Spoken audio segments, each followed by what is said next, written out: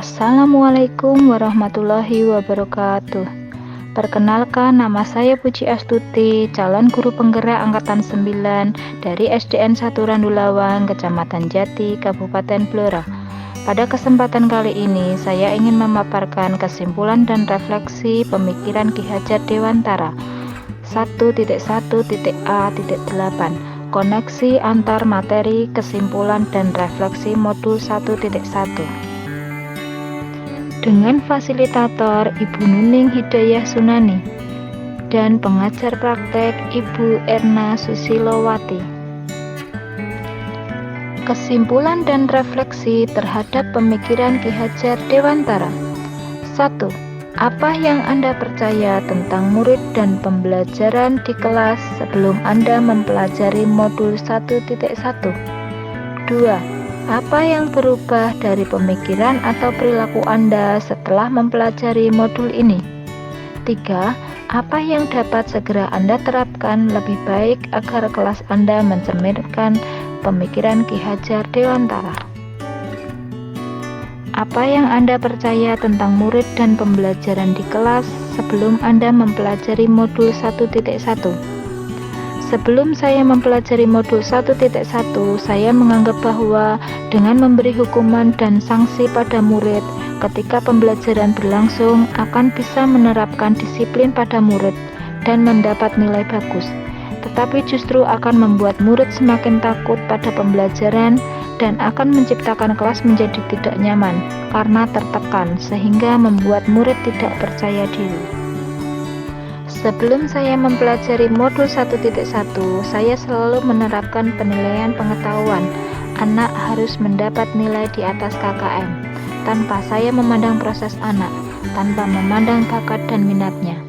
Saya menganggap jika murid mendapat nilai bagus, maka dia adalah anak yang pintar. Demikian juga sebaliknya. Saya tidak melakukan refleksi pembelajaran, jadi saya tidak tahu sejauh mana keberhasilan proses pembelajaran yang telah saya lakukan. Saya juga berasumsi murid itu seperti kertas kosong. Murid anak yang pasif, hanya seorang gurulah yang aktif dalam pembelajaran, dan murid hanya menerima ilmu. Jadi, guru bersifat teacher center. Saya hanya mengutamakan perintah kepada murid karena saya hanya menggunakan buku paket saja, sehingga murid itu hanya dituntut melakukan perintah guru. Dalam melakukan pembelajaran, saya belum menggunakan metode yang bervariatif, hanya menggunakan metode ceramah saja. 2. Apa yang berubah dari pemikiran atau perilaku Anda setelah mempelajari modul ini? Hukuman keras yang diberikan kepada murid oleh guru tidak akan pernah berdampak positif terhadap perkembangan siswa itu sendiri. Mungkin dapat menjadi solusi instan terhadap pelanggaran yang dilakukan siswa. Namun, jangka panjangnya akan menjadi bola salju akan kebencian murid terhadap guru atau sekolahnya. Selain itu, juga membuat murid tertekan. Jadi, kita sebagai guru jangan menerapkan hukuman atau sanksi. Dalam pembelajaran, sebagai guru kita harus bisa menuntun segala kodrat yang ada pada murid, agar mereka dapat mencapai keselamatan dan kebahagiaan yang setinggi-tingginya. Jadi, kita tidak boleh menuntut murid. Kita harus memperhatikan kemampuan bakat dan minat murid. Bentuk kemerdekaan murid dalam belajar, mereka dibebaskan dalam berpikir kreatif dan berinovasi, tanpa ada rasa tekanan dari guru. Murid yang terbiasa dalam bertindak kreatif dan mandiri akan membentuk karakter yang berkompetensi di kemudian hari. Tentunya, para murid yang memiliki kompetensi tinggi akan siap menghadapi dunia pekerjaan dan berguna bagi bangsa dan negara. Dalam pembelajaran, kita juga harus menggunakan metode yang bervariatif dan juga dikemas dalam pembelajaran yang menarik dan menyesuaikan dengan perkembangan zaman.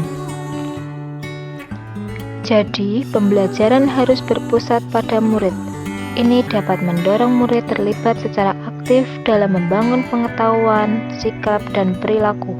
Sebagai guru, kita harus selalu memihak murid dan menghormati murid. 3. Apa yang dapat segera Anda terapkan lebih baik agar kelas Anda mencerminkan pemikiran Ki Hajar Dewantara? Dengan membuat kesepakatan kelas sangat bermanfaat untuk kita.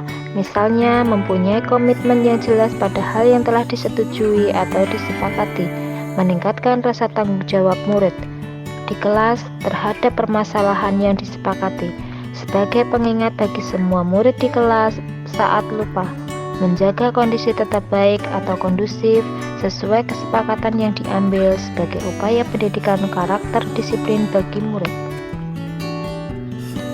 Yang kami lakukan adalah kami akan menerapkan pembelajaran yang memberi kebebasan sesuai dengan kemampuan murid. Kami akan menerapkan pembelajaran sesuai trilogi pendidikan Ki Hajar Dewantara. Menuntun murid sesuai kodrat alam dan kodrat zaman. Kodrat alam adalah kekuatan, potensi, atau keadaan diri yang secara alamiah melekat pada masing-masing murid.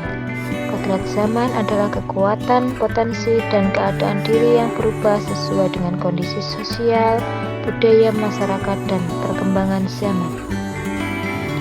Berupaya memperbaiki sistem pembelajaran yang selama ini guru menekankan pengetahuan belajar secara langsung ke arah belajar yang sesuai dengan kebutuhan siswa.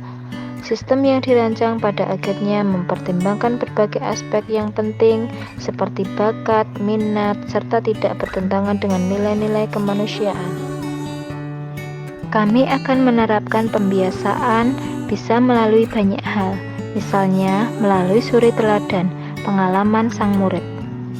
Melakukan pembiasaan ini diharapkan dapat membuat anak memiliki sikap dan kebiasaan baru yang lebih positif dan sesuai dengan norma atau moral yang berlaku, termasuk dari sisi agama dan budaya. Kesimpulannya, 1. Pendidikan itu kita menuntun anak sesuai dengan kodrat alam dan kodrat zaman. 2. Pendidikan yang humanis dengan konsep sistem Among, menjadi teladan, membangun motivasi, serta memberi dorongan. Yang ketiga, perlunya pendidikan penanaman karakter berbudi luhur. 4. Pendidikan itu berhamba pada murid. Demikian pemaparan dari saya. Terima kasih. Wassalamualaikum warahmatullahi wabarakatuh.